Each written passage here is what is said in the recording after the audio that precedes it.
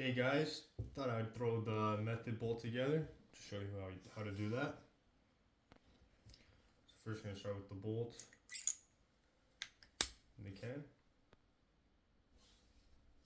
Then we'll go bolt guide, screws together.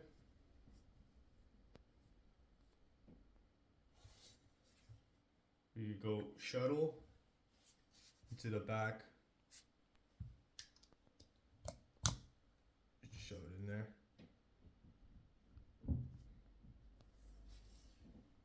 And you got the spool, goes through the can.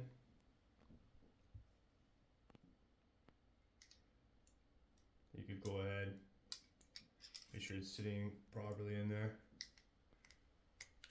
Just screw this together.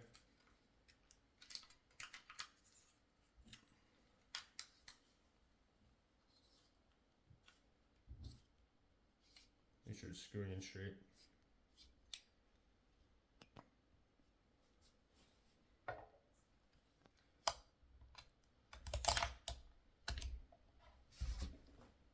That's it.